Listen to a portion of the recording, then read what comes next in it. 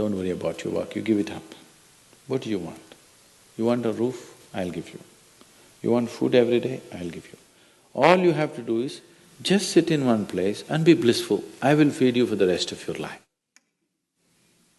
Can you do? No, you want to mess up something every day. People say they're only working for a living. I said, don't worry, I'll give you shelter, I'll give you food every day, no problem. All you have to do is, I want to see tears of blissfulness every day. That's all the requirement. You don't have to do any work, you don't have to serve me, you don't have to produce anything, nothing. Just sit here blissfully, we'll feed you, we'll worship you. No.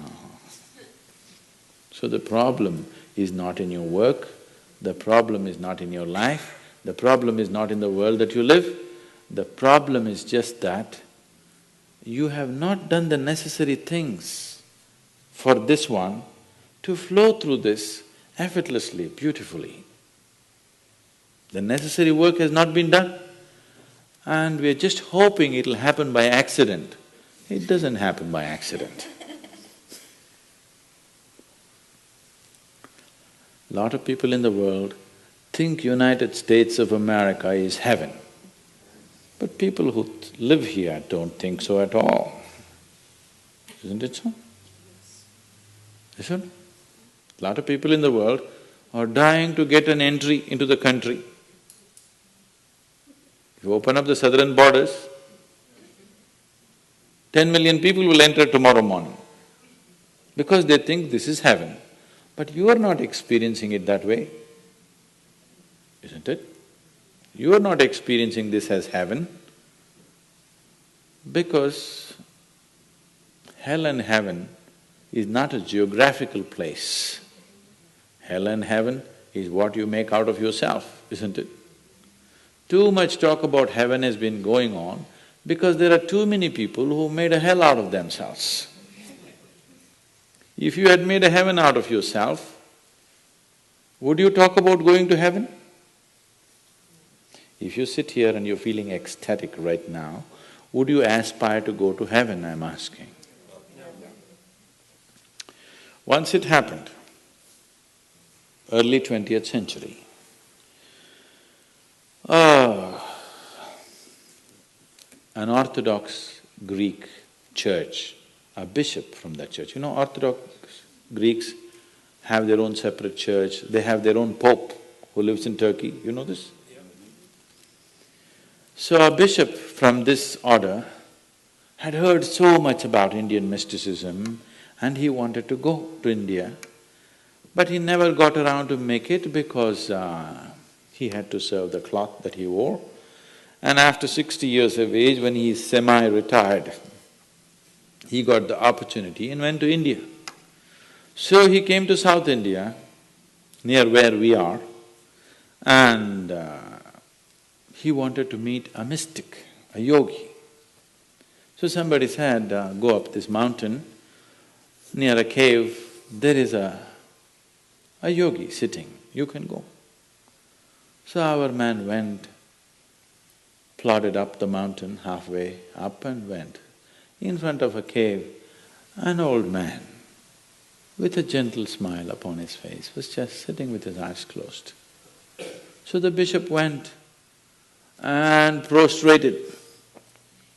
He cannot do it, he is not made for that. But they had told him, if you go to India, you have to crawl.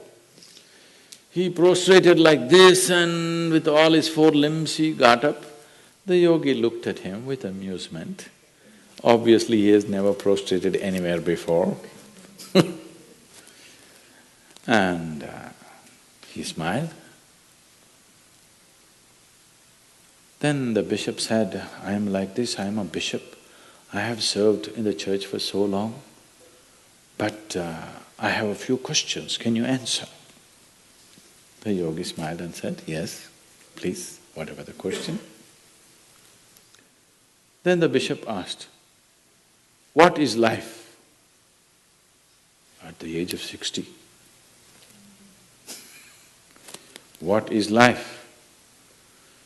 So the yogi closed his eyes, became very blissful and said, life is like the fragrance of a jasmine on the spring breeze.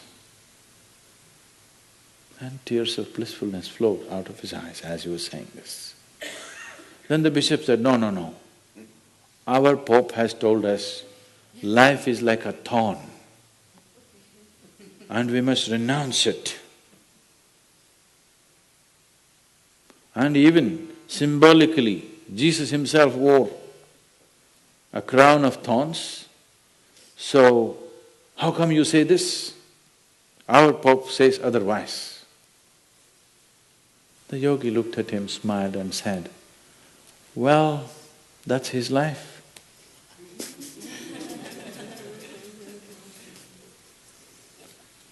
So, what you make out of it is not because of where you are, what you are, it is just what you make out of it, isn't it? Yes.